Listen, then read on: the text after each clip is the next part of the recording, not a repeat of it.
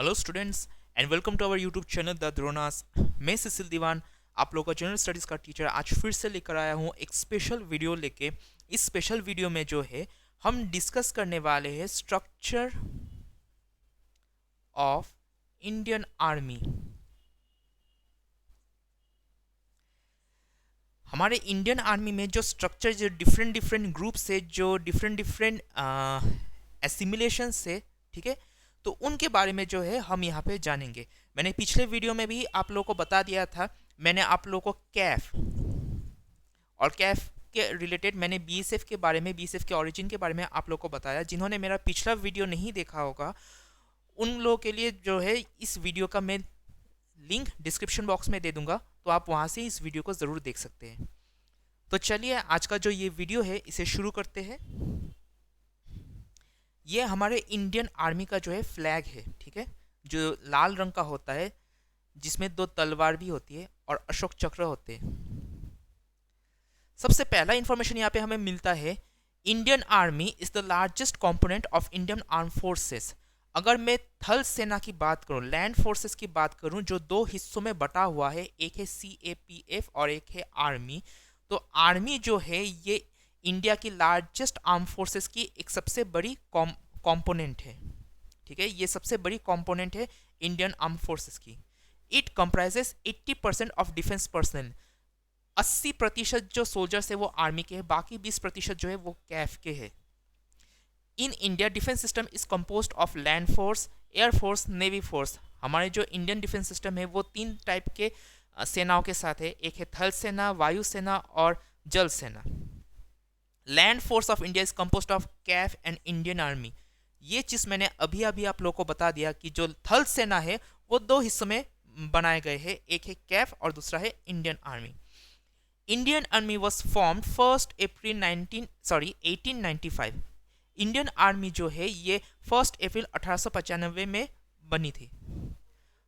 15 January is celebrated as army day. जो 15वां जनवरी है इसको आर्मी डे के रूप में मनाया जाता है, क्योंकि इसी दिन को करियप्पा जी जो है ये हमारे इंडिया के चीफ ऑफ आर्मी स्टाफ बने थे। ये हमारे इंडियन आर्मी के जो थे चीफ ऑफ आर्मी स्टाफ बने थे, ठीक है।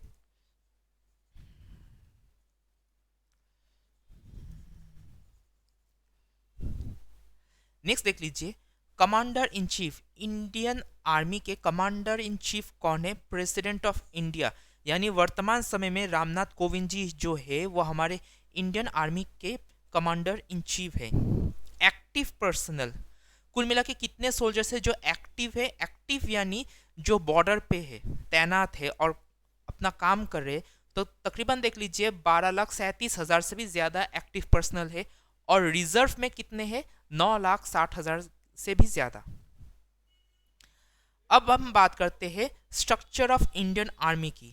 ये स्ट्रक्चर ऑफ इंडियन आर्मी जो है ये 7-8 लेवल पे जो है ये बटे होते हैं। चलिए देखते हैं सबसे पहला वाला section. Smallest unit of Indian army. Indian army की जो सबसे छोटी टुकड़ी है उसे कहा जाता है सेक्शन, ठीक है। इस सेक्शन में जो है, एक सेक्शन में कितने लोग रहते हैं? 10 लोग होते हैं। और इस एक सेक्शन का जो कमांडिंग ऑफिसर है वो हवलदार कहा जाता है, या फिर इंग्लिश में बोले तो सार्जेंट। जैसा हम यूएस में जो सेक्शंस के कमांडिंग ऑफिसर होते हैं उनको सार्जेंट कहा जाता है, वैसे ही ये देख सकते हैं, ये एक सेक्शन फॉर्मेशन है, ठीक है। एक बहुत ही सबसे छोटी टुकड़ी इंडियन आर्मी की, जिसे हम सेक्शन कहते हैं। Next platoon. प्लाटून जो है वो सेक्शन से थोड़ा सा बड़ा होता है, ठीक है, जिसमें टोटल पर्सनल जो है 32 मतलब 30 से लेके 35 आप मान के चलिए, ठीक है, ये राउंड ऑफ फिगर में देख रहा हूँ। तो 32 लोग जितने सोल्जर्स जो है एक प्लाटून में होते हैं। तो दूसरे भाषा में मैं कह ही सकता हूँ कि लगभग 3 से 4 सेक्शंस जो है, 3 से 4 सेक्शंस मिलके बनते हैं एक प्लाटून, ये मैं कह ही सकता हूँ, ठीक है। जो कमांडिंग ऑफिसर है प्लाटून के, वो प्लाटून कमांडर होते जिन्हें हम जूनियर कमीशन ऑफिसर के नाम से भी जानते हैं, ठीक है।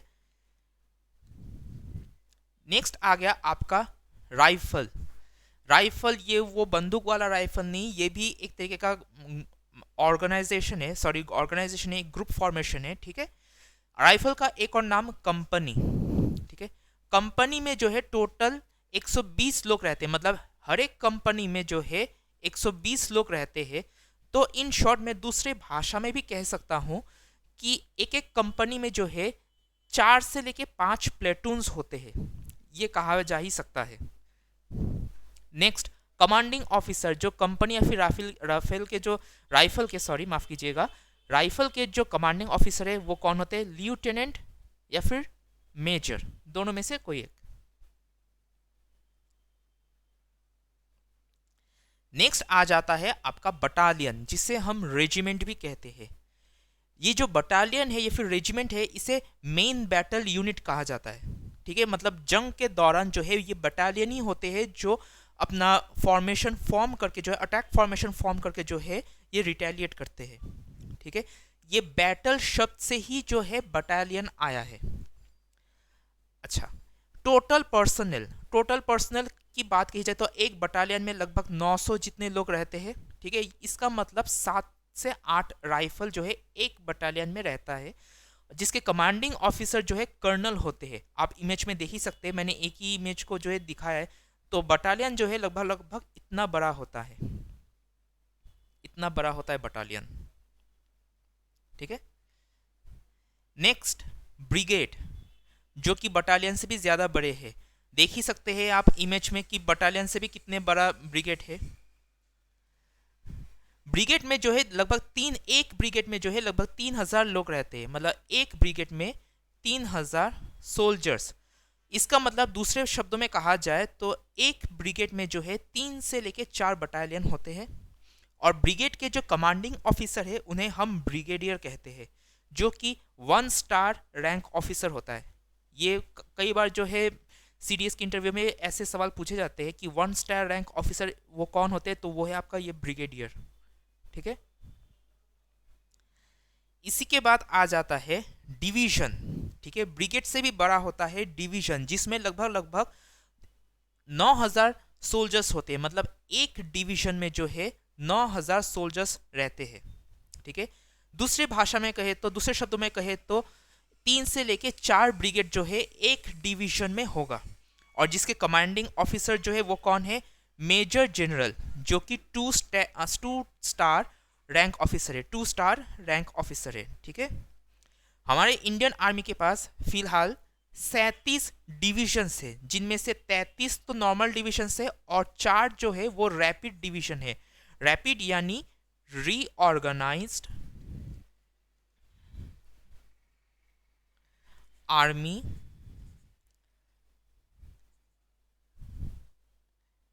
Infantry division.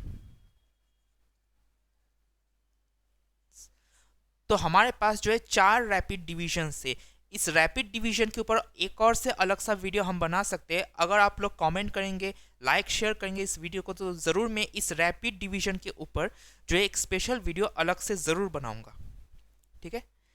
अब यहाँ पे मैंने फोटो लगाया नहीं, उसका एक ही कारण है, क्योंकि अगर ब्रिगेड के इतने सारे हैं तो इसी ब्रिगेड के सोच लीजिए जितने इमेजेस आपको ब्रिगेड में देखने को मिले, उसी के और 3-4 पेजेस अगर आप इमेज कॉपी पेस्ट करते हैं तो वो आपका बन जाएगा डिवीजन, ठीक है। नेक्स्ट आ जाता है जो आपका लास्ट सबसे बड़ा जो फॉर्मेशन है वो है आर्मी कॉर्प, ठीक है। एक आर्मी कॉर्प में जो है लगभग 24,000 या उससे भी ज्यादा जो है पर्सनल सोल्जर्स होते हैं, ठीक है। दूसरे शब्दों में कहा जाए तो 3 से लेके 4 डिवीजन, जिसके कमांडिंग ऑफिसर जो है जनरल कमांडिंग ऑफिसर या फिर मेजर जनरल होते हैं, और ये 3 स्टार रैंक ऑफिसर होता है, 3 स्टार रैंक ऑफिसर। हाल फिलहाल जो है हमारे इंडियन आर्मी के पास 14 आर्मी कॉर्प है, 14, ठीक है। इसके अलावा मैं आप लोगों को कुछ चीज़ें, एक और चीज़ सबसे पहले क्लियर कर देना चाहता हूँ कि ये जो नंबर्स जो मैं आप लोगों को यहाँ पे दिखा रहा हूँ ये फिक्स्ड नहीं है, ये कंट्री टू कंट्री वेरी करते रहते हैं, क्योंकि देखिए हमारी जो इंडिया है, इंडिया की जो पर्सनल है वो सबसे, लैंड फोर्स की अगर मैं बात करूं, लैंड फोर्स, तो हमारी इंडिया की लैंड फोर्स विश्व की, वर्ल्ड की सबसे बड़ी लार्जेस्ट लैंड फोर्स है, लार्जेस्ट लैंड फोर्स है। इसी वजह से हर एक प्लाटून या फिर डिवीजन बोल दीजिए या फिर बटालियन बोल दीजिए, वहाँ पे ज़्यादा से ज़्यादा लोग हमें, सोल्जर्स हमें देखने को मिलते हैं। अब कोई ऐसा देश जहाँ पे जो टोटल जो जनसंख्या है किसी भी देश की वो कम है, तो जाहिर सी बात है जो जो सोल्जर्स होंगे, जो डिफेंस सोल्जर्स होंगे, उनके भी जो है स्ट्रेंथ कम होंगे। तो उसी हिसाब से डिवीजन के सोल्जर्स भी कम होंगे, फिर आपके आर्मी कॉर्प के सोल्जर्स कम होंगे, बटालियन के सोल्जर्स कम होंगे। इन शॉर्ट, ये जो डेटा मैं आप लोग को दे रहा हूँ, नंबर्स, ये कंट्री टू कंट्री वेरी करता रहता है, ये फिक्स्ड नहीं है, ठीक है।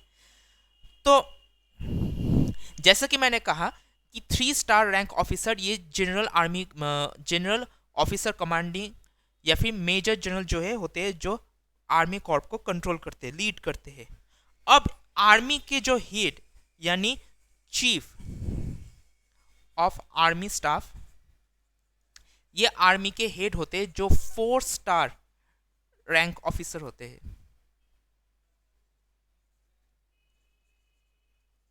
ठीक है, 4 स्टार रैंक ऑफिसर होते हैं। तो स्टूडेंट्स, आई होप आप लोगों को ये वीडियो काफ़ी इन्फॉर्मेटिव लगा होगा, क्योंकि आज का जो वीडियो है वो यहीं तक का था। यहाँ पे हमने ज़्यादा कुछ आर्मी के बारे में डिस्कस नहीं किया, सिर्फ और सिर्फ जो है स्पेसिफिकली हमने स्ट्रक्चर, आर्मी के जो स्ट्रक्चर है उसके ऊपर मैंने ये वीडियो बनाया है। वीडियो अगर इन्फॉर्मेटिव लगा हो तो वीडियो को ज़रूर लाइक कीजिए, अपने दोस्तों के साथ वीडियो को ज़रूर शेयर कीजिए। जो लोग व्यूअर्स हमारे चैनल पे पहली बार इस वीडियो को देख रहे हैं, सब्सक्राइब कीजिए हमारे यूट्यूब चैनल को और हिट कीजिए उस बेल आइकन को, ताकि आप लोगों को हमारे वीडियोस के टाइम टू टाइम नोटिफिकेशन हमेशा मिलते रहे। मैं फिर आऊँगा ऐसे ही एक और इंटरेस्टिंग वीडियो के साथ। तब तक के लिए अच्छे से पढ़ते रहिए, खुद को अपडेट करते रहिए और हमेशा साथ में रहिए द द्रोणास के संग। Thank you.